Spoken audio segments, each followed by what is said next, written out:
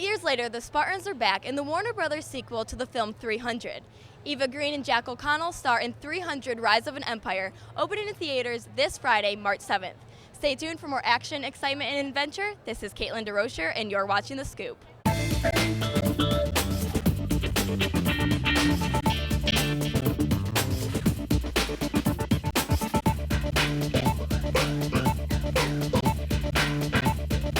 So tell me, what got you into production design?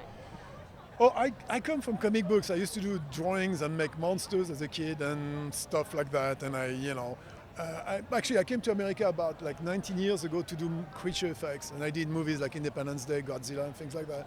And I slowly drifted into the set world.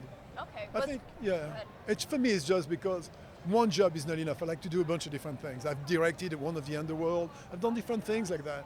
It's more fun when you change every time, and you don't have an etiquette or special stamp on it. So I know you've been in a lot of different action-packed films, and you also do mixed martial arts. Does that kind of help you when it comes to the action films? Depends on the film. You know, blood and sandals and martial arts don't mix. So, so yeah, I think it helps only in sort of the discipline of training, and that's pretty much it. But apart from that, you just have to, as an actor, dive into whatever the time is and whatever the work is. What is the writing process like? How long does it take? It took, from initial concept to standing here today, it's probably been about 3 years. Okay, and you work off of Zach. How is that like? Yeah, we have a pretty cool creative kind of collaboration. We've done it a couple times. He's one of my best friends, so we just kind of look at the story, we break down the scenes, and he says, I'll take these three, or I'll take the opening, I'll take the first 5 minutes, then you take, this action scene, and we just kind of leapfrog one another, and we are fairly competitive by nature, so he inspires me, I hopefully inspire him, and then we have an end result. That's the best kind of partnership, I'd say. It's pretty awesome, yeah. Do you guys ever clash? Like literally with swords? I mean, that'd be awesome. Yeah, put your money on Zach. Yeah, no, I think no, we don't. I don't think we've ever argued once. So very good creative thinking from both. Yeah, I'm blessed to. I've known him for 15, 20 years, and it's a good relationship. That's amazing. So this is not a prequel or sequel. It's more of like a companion with the other movie. What was it like working on something like that? I think every film has its unique challenges, and I think what we were trying to do here is, in the first film, we were really close into kind of one battle, and we were able in this film kind of really pull out and see the overview of Greece and kind of geopolitically what was going on and all the different battles and what was happening in Athens and Sparta. So, there was some sensitivity of just like making sure that I don't know if it's historically accurate, but that we were being respectful. And I think, it's still a fantastical, crazy movie, so it's more of a roller coaster than it is a History Channel movie. Nice to meet you. So tell me, your character is Callisto, yes? Is that how I pronounce it? What is he like? I'm going with Callisto. Callisto? But, okay, whatever Callisto, fits. tomato, tomato. So, what is he like? He's all right. Yeah, he's a good lad. Yeah, I know him well enough to say he's fixed himself right up now ever since all the Persian stuff happened. So he's cool. You guys are good friends now? Sort of Facebook and all of that. We're connected. What kind of things did you do to get into character for him? I faked hand. Really? Yeah, and I did loads of sit-ups and stuff.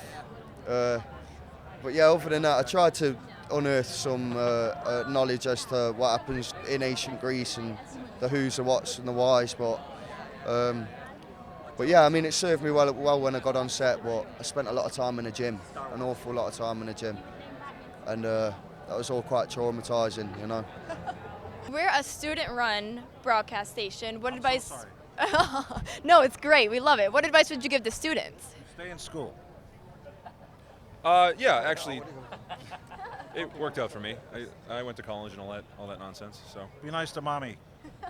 Unless she doesn't deserve it, respect should be earned, as Carlin said. Treat women nicely. These are great little tidbits of advice. She said tidbit. Okay, what was more challenging, training for 300 or training for Captain America: The Winter Soldier? 300 hands down.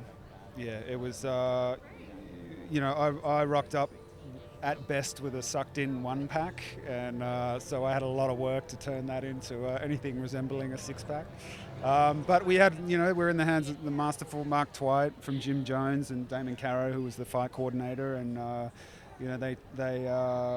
we trained probably 6 days a week for weeks and weeks and weeks and weeks in the lead up to the shoot, and then throughout, and they managed to turn us in, from pompous actors running around with makeup saying lines into looking like we could convincingly take people's heads off in a convincing way. Have you ever had to do that type of preparation physically for any other role?